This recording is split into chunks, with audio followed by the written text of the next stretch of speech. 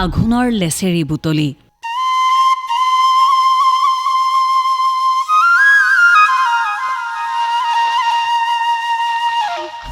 আঘোণৰ পথাৰত গাঁত খান্দি উলিয়াইছে ধানৰ লেচেৰি। পকা ধানৰ মাজে মাজে নিগনিৰ গাঁত। নিগনিৰ গাঁতৰ পৰা ধান উলিওৱাৰ মৰ হাহাকাৰ। এয়া যে চহা জীৱনৰ চহকী শৈশৱ। ধান বুটলি কোনোৱে বিক্ৰী কৰিব, কোনোৱে লগ ভাত খাব। এয়াই গাঁৱৰ শৈশৱ।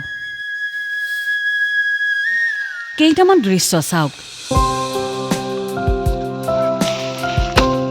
কেইখনমান ফটো চাওক। এই দৃশ্য আঘোণৰ সোণসেৰীয়া পথাৰৰ।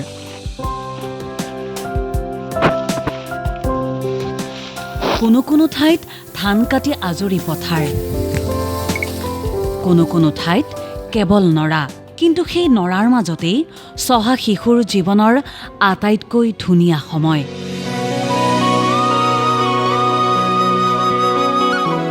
ঘৰৰ পৰা মনে মনে কোনোৱে হাতত বস্তা লৈ আনিছে, কোনোৱে হাতত আনিছে চৰিয়া, লগত আছে একোখনকৈ কোৰ। প্লাষ্টিক ভৰ্তি হৈ পৰিছে ধানৰ লেচেৰি। এই দৃশ্যবোৰ দেখি আপোনাৰ বাৰু শৈশৱলৈ মনত পৰিছেনে? এই যে নৰা থকা পথাৰত নিগনি এন্দুৰৰ গাঁত খান্দি ধানৰ লেচেৰি বুটলি অনাৰ সময়বোৰ।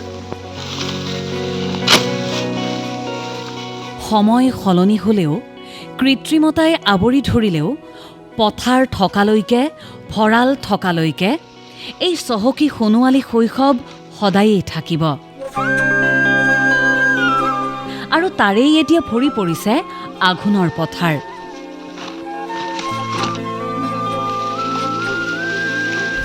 আঘোণৰ ধান কাটি পথাৰ আজৰি হোৱাৰ লগে লগেই শিশু চেমনীয়াৰ আৰম্ভ হয় ব্যস্ততা। দল বান্ধি পথাৰলৈ যাবলৈ আৰম্ভ হয় প্ৰস্তুতি। কিয়নো নিগনি এন্দুৰৰ গাঁতৰ পৰা ধান বুটলিব লাগিব।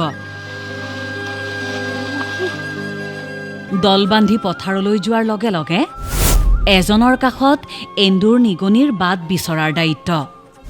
কোনোজনে অৱশিষ্ট নৰা উঘালি ছিঙিব, কোনোজনে আকৌ বিচাৰি পোৱা গাঁতটো খান্দিব, আন কোনোজনে গাঁতত হাত এখন ভৰাই ধানৰ লেচেৰি উলিয়াব। আৰু সেই ধানৰ লেচেৰিৰেই আৰম্ভ হ'ব পৰিকল্পনা। লগ ভাত খাব নে বিক্ৰী কৰিব?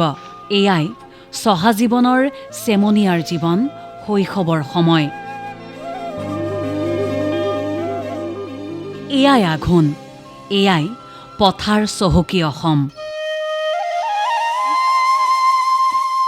এয়াই পথাৰ চহকী চহা জীৱনৰ সোণোৱালী শৈশৱ। ব্যুৰ' ইনপুটৰ সহযোগত নিউজ ডেস্ক ৰিপৰ্ট, দেশ টুডে।